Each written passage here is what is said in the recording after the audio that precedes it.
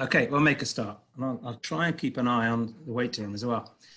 So, a very warm welcome to everyone on this special update. And just to make you aware, it's being recorded. In the meeting today, we have over 40 computer-friendly volunteers. Oh, there's another one just arriving. This is Helen Milner, both past and present. And we also have some very special guests.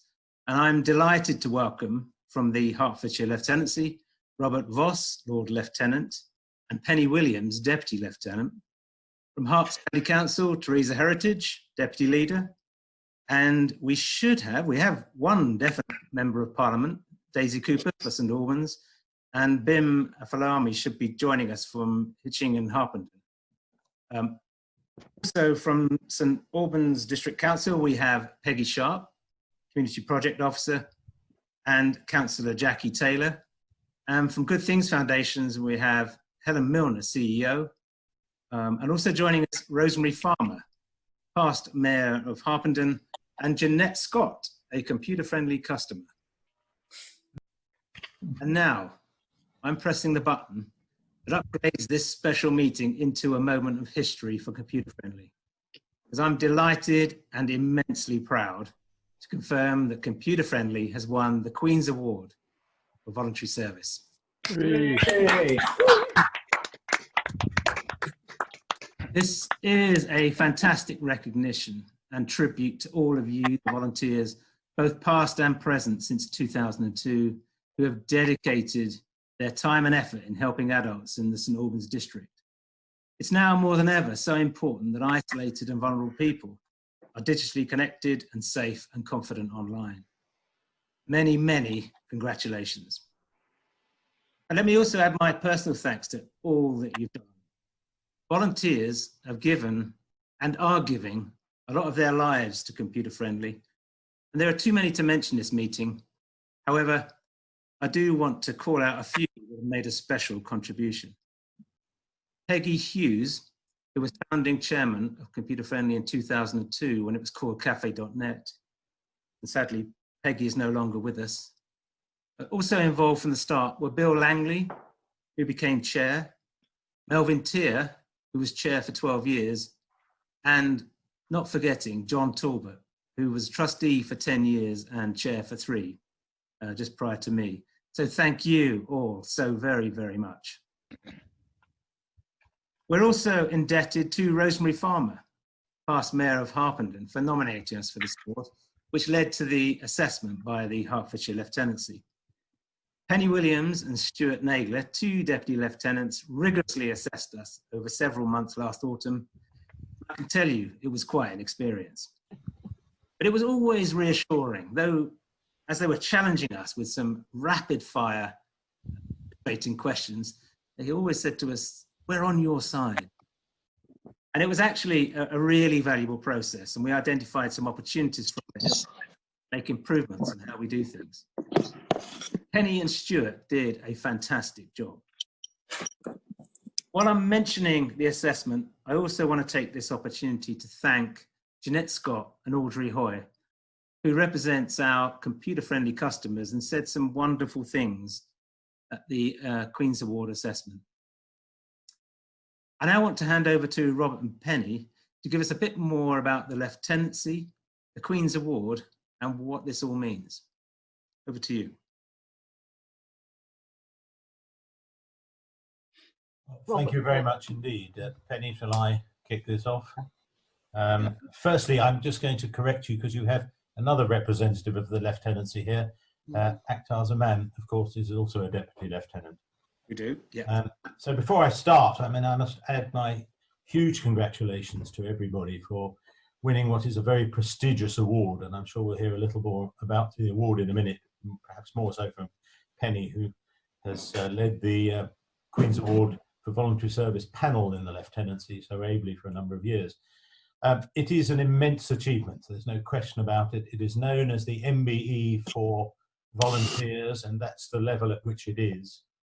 There were 230 Queen's Award for Voluntary Service awards made this year around the whole of the United Kingdom. So to win one really does show you, if you consider how many charities voluntary organisations there are around the country. I mean, I know how many there are in Hertfordshire. I think it's well over 4,000. So you extrapolate that around the country, and I think it really shows you the incredible achievement that you have made. I'm afraid I can't present you. All I can probably present you is this glass of water, but it's not going to be very significant. And of course, I very much look forward to coming out with Penny and others to make the presentation, which is going to be a little bit delayed. And I can tell you that your beautiful cut glass ornament or award itself has yet to be made, because the company who make them are closed at the moment. So we are going to have to wait. I think, Tony, you've asked me to give just a little bit of background on the lieutenancy in my own role, which I'm very happy to do. I know a number of you sitting around here, but if you've heard this many times before, then I apologise. So I was appointed as Her Majesty's Lord Lieutenant for Hertfordshire in August 2017, following on from the Countess of Verulam, and I am Her Majesty's personal representative in the county.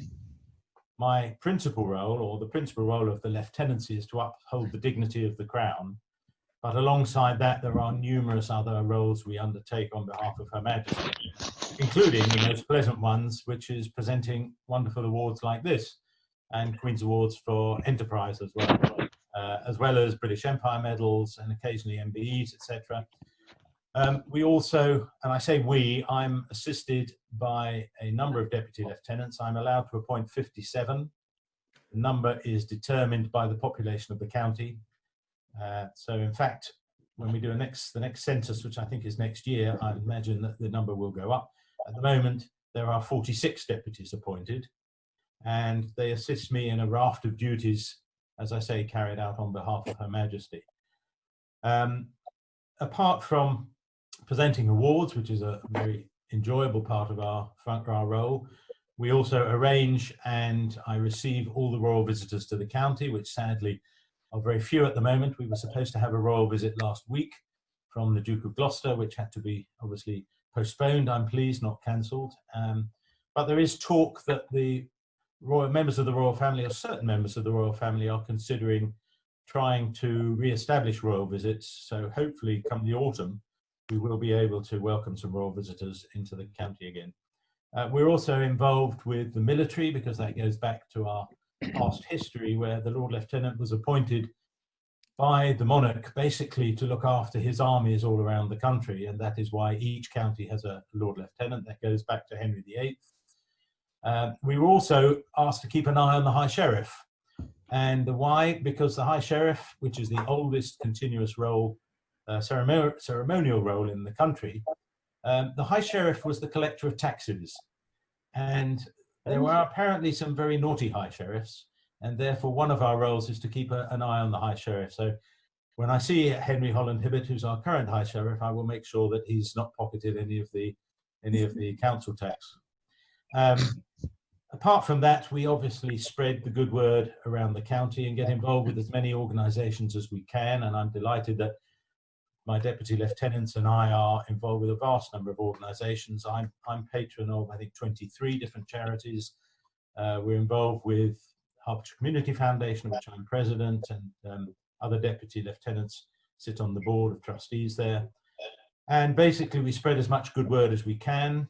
The lieutenancy I've split into 14 different panels, so encompassing our expertise in things like education, health, which is vitally important at the moment, of course, business, social responsibility, etc., etc., etc.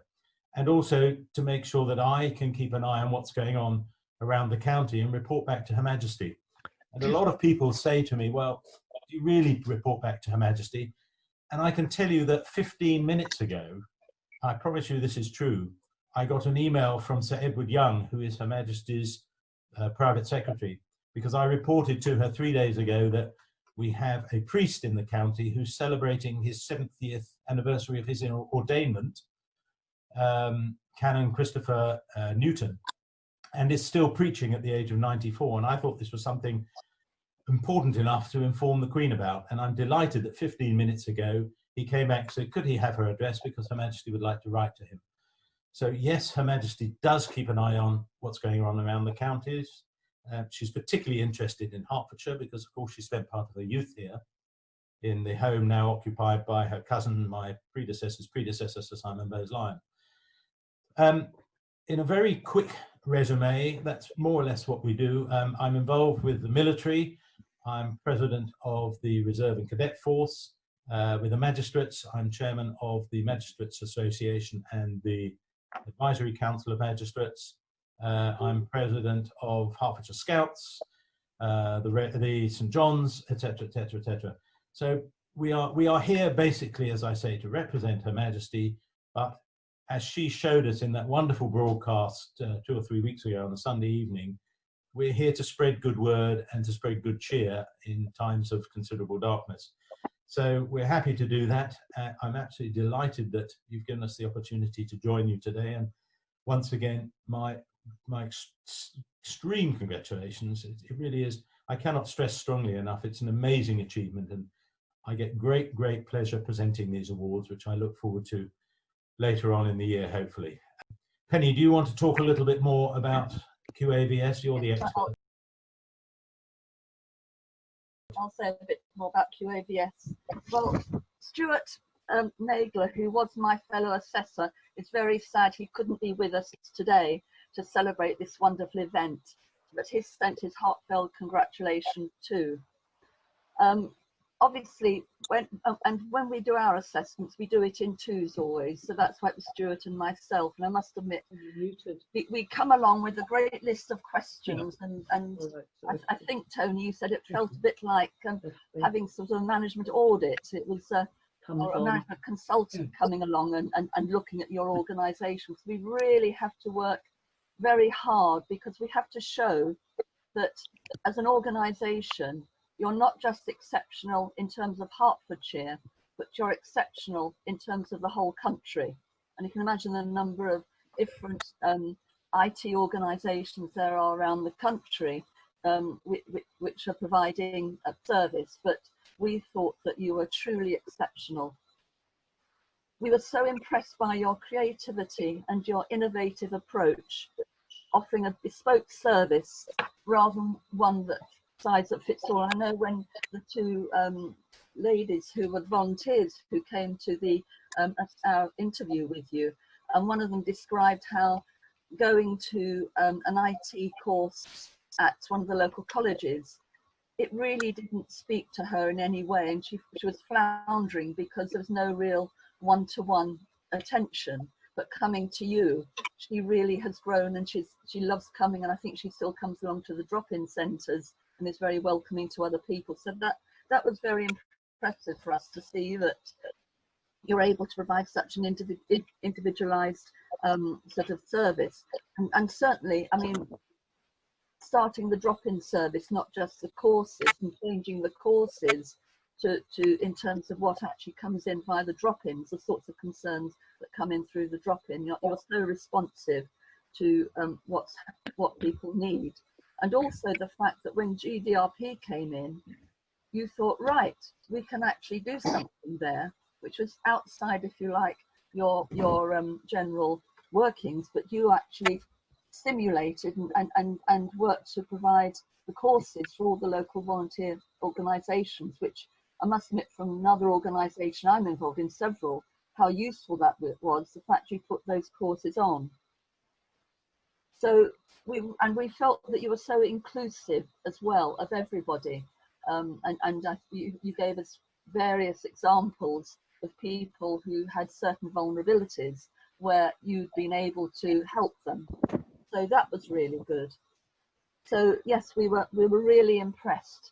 And in terms not only of the country, where you were one of only 230 this time over the whole country, over the time of the life of Queen's Award Voluntary Service, you're one of 44 groups that have received that in the county in Hertfordshire. So it is a very special award.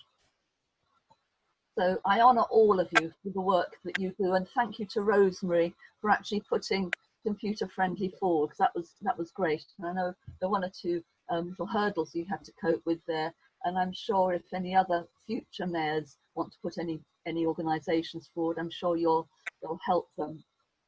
I'll just say something about Queen's Award for Voluntary Service. It was established by the Queen in her Jubilee year in 2002, because until that time, there was no recognised national honour for a voluntary organisation. So it was really important that she realised how necessary it was to actually nationally honour organisations. And as Robert said, it's an equivalent of an OBE or an MBE. So we're absolutely delighted that you received it. So the first awards were made in 2003, and awards have been made every year since. So what I'm now going to appeal to all of you to think about any other organisations you think in the county, or certainly most of you are in the St Albans area, that you think like Computer Friendly might be possible to be nominated either next year or in the next few years. I mean, this will go on, so it's not necessary to think about nominating this year. And in fact, the last day for nominating this year is the 25th of September. Now, from my point of view, I prefer a nomination to be a good nomination that's done in the right amount of time with the right amount of investigation, and not for nominations to be hurried in any way. But when we're looking for organisations to be nominated, they have to have been in existence for 3 years, as Computer Friendly is and continues to be. It has to be exceptional, so it's not just something that's run of the mill. It has to be volunteer led and volunteer run, and that really is very, very important, because it's about the volunteer aspect of any organisation, not the paid staff, who are the key to actually being put forward. And 50% of the people running the organisation need to be volunteers. So it's not necessarily easy to find organisations, but I do ask that you think about looking at possible future groups who could be nominated either this year or in the following years. So I just want to say thank you so much to Computer Friendly for all the work you've done over the years since you started. And I know you will continue to innovate, you'll be responsive to all the future needs as well. So well done to all of you. Thank you. Thank you very much. Thank you, both Robert and Penny. Some fantastic words there. I now want to take this opportunity of saying a massive thank you to some other key organisations who have sponsored us over the years. The King's Foundation, St Albans District Council and Herts County Council. Couldn't have done it without you. Helen, Peggy, Jackie and Teresa, please can you pass on our hearty thanks to your teams.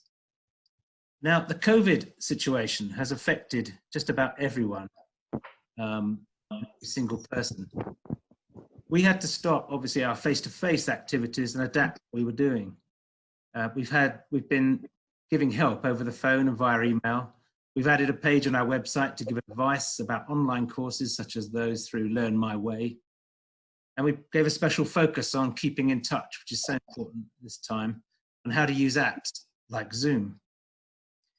We've also been delivering a small quantity of free tablets and SIM cards as part of a project with Helen's team at the Things Foundation, Devices.now and BT to some very isolated and vulnerable people. We've been getting them up and running so that they can be connected. We focus mainly in the St Albans district, but because it's over the phone, we've been also managing to support people as far away as Broxbourne and even a 94-year-old in Bishop Stortford. Can you imagine training somebody who's never used a device before remotely over the phone? It requires superhuman powers and masses of patience. Now, I want to move on to Computer Friendly's version of Question Time. And on the panel tonight, we have Teresa, Bim, and Daisy, who have all been great supporters of Computer Friendly. There are two questions. One, what are your views on the priorities, importance of digital inclusion, especially now in the COVID-19 situation? And what should computer friendly focus on to support these priorities? So let's start with Teresa, please. Hello, everybody, and can I say congratulations? It's a really well done award. Thank you. It was really, really good, absolutely brilliant. And I'm honoured to be one of the first people to be able to say that to you. So well done all.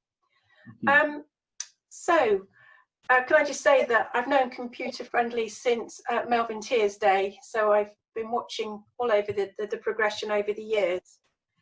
Now, in relation to technology and the pandemic, from the County Council's point of view, and certainly from my point of view as lead member for children and young people and families, we probably wouldn't have been able to deliver many or any services, because all of our social workers, all of our youth teams started out the lockdown by talking to their young people and clients virtually.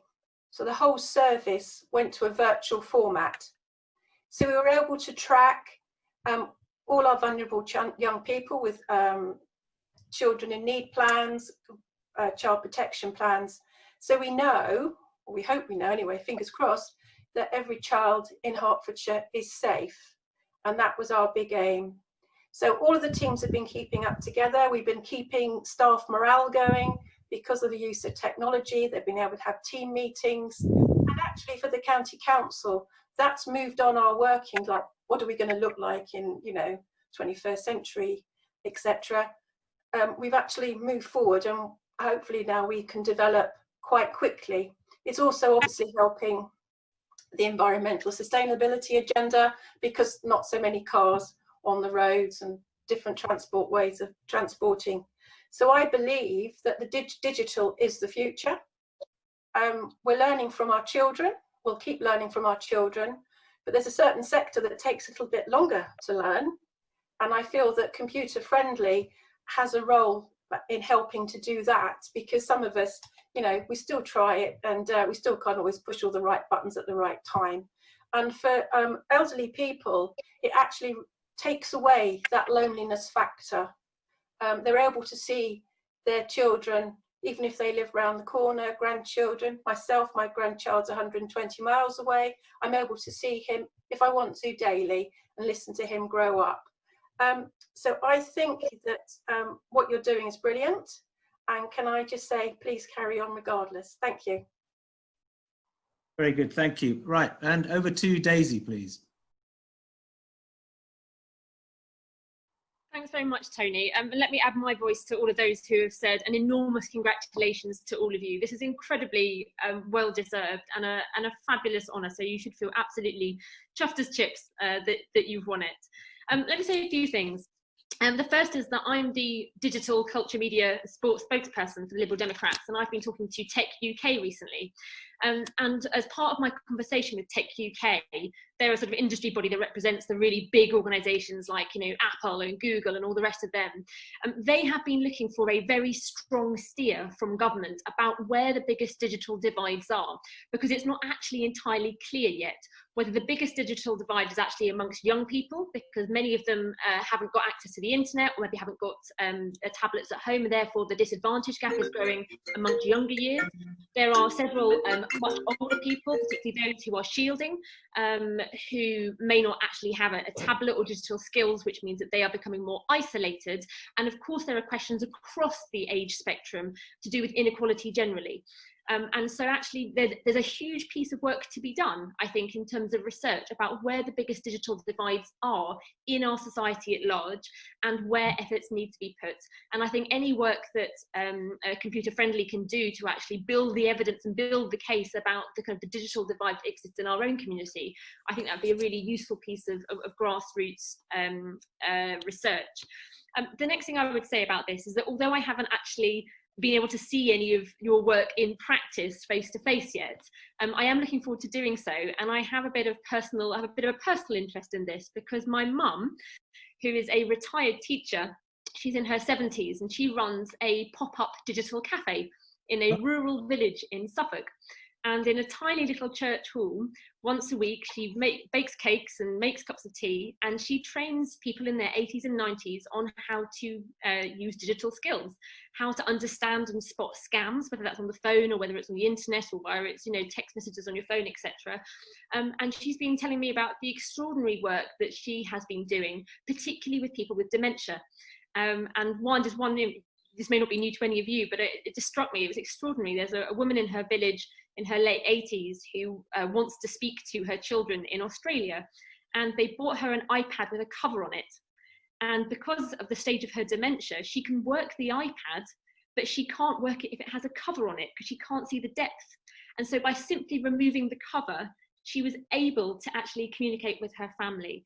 And that kind of very patient, teaching and very patient learning with each individual based on their own needs is, I think, an incredibly valuable skill. And I really can't wait to be able to come and see some of the work that you guys are doing face to face. So a huge piece of work to be done, I think, nationally about where the digital divide is. I've seen sort of firsthand through my mum the importance of this work, but of course I'd love to see it in St Albans as well. And I just think it's really, really important. I've promoted computer-friendly in and around St Albans in my daily updates that I've been putting out to about sort of 10,000 people across the constituency. I don't know whether anybody's sort of picked up on the help that's available.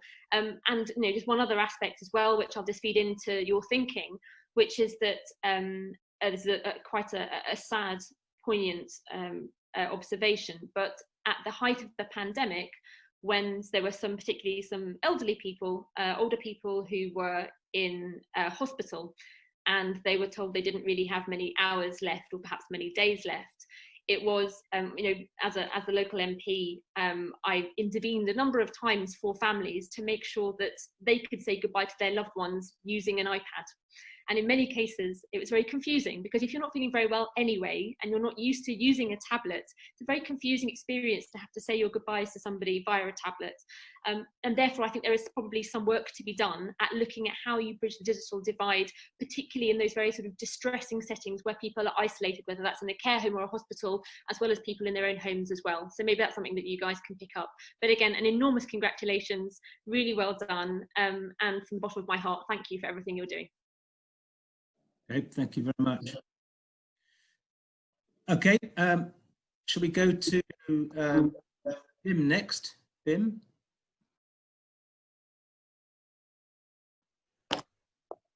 Hi, and I'd just like to echo what Terry Heritage said about congratulations. Congratulations to you, and it's been great to hear from the Lord Lieutenant and everybody else about the work that you do. Outside my own constituency, obviously, the work in St Albans and indeed as far as Broxbourne. What I wanted to say is that digital skills for a very long time has been a nice to have. It's been something that helps you connect with family who are far away. It's something that helps you do things a bit more efficiently, for example, like managing a bank account or whatever. But what this crisis has shown us, and more importantly, what I think the world is going to be like subsequent to this crisis, is that digital skills are essential for being connected with the modern world. And so the work that Computer Friendly does isn't just a nice to have, a cherry on top. It is critical for people playing a part in society. It is as critical, many would argue, as being able to count, read, write in a modern society to effectively use digital technology. So the importance of it will grow. In terms of what we can do together, and I mean everybody on this call and everybody who's a friend of the organization can do together in the future to help deal with the sort of increased challenges of that. I think that there are a couple of things. The first is using digital technology, we can actually spread the net a bit more widely. And when I say widely, I don't just mean geographically beyond St Albans district, I also mean with different sorts of persons. Because many of you will know that there are some older people who have fantastic digital skills. And there are some younger people who don't have very good digital skills. We shouldn't always assume that necessarily because somebody's older, they will always not be very good or be able to pick things up quickly, or the vice versa is true of younger. So I would, and I'm very happy to help in whatever way I can, start to spread the net more widely within our existing networks, within society, and say, what aspects of what we do can we spread out to different sorts of person who we didn't think needed us and they didn't think, you know, rather, we didn't think needed us and they didn't think needed them. So I do think that's something the organization can do. And the last thing I'd say is keep going. It's been really, really hard to run any sort of voluntary organization during this time, not just for the physical difficulties, but also financially. And I think when we come out of this, raising money is going to be a really key part of what I do, not just with you, but with other charities that I work with as well. And so I do think that, you know, we need to start thinking about making sure that we can raise enough funds so that we can continue do all these great things that we talk about. Thank you. And this is a bit less terrifying than doing BBC question time, which I can assure you is a terrifying experience. Very good. Some good messages there. It sounds like there's a role for computer friendly going forward and changing. Yeah, you're not going to be out of business, Tony. That's for sure. Wow, thank you very much. We did a strategy review it's over a year ago, and we started looking at our core customers are the elderly. However, there are also people who are looking to get new digital skills by whether Excel or Word and improving their job prospects. And plus, we've also been working with a few families who are very disadvantaged recently and helping some of the children get onto school, which is so important right now. So we're open to moving and changing and helping out with these divides that are there. So yeah, very much look forward to working with you in the future. Very good. Yeah, there's some great stuff coming there with Penny. We'll definitely be thinking about other organizations close to us and nominating. And we will be looking at all where we're going and the opportunities that are coming up to us in this really changing world. I want to wrap up the meeting now, and it's been fantastic, and we are over the moon with the award and with having all of you here to help celebrate with us. My last comment is, again, a massive congratulations to all the volunteers that are here and those that couldn't be with us as well. And again, many special thanks to all our guests who have said some fantastic things, and we can just wallow in them now for make the most of this and while the sun is shining.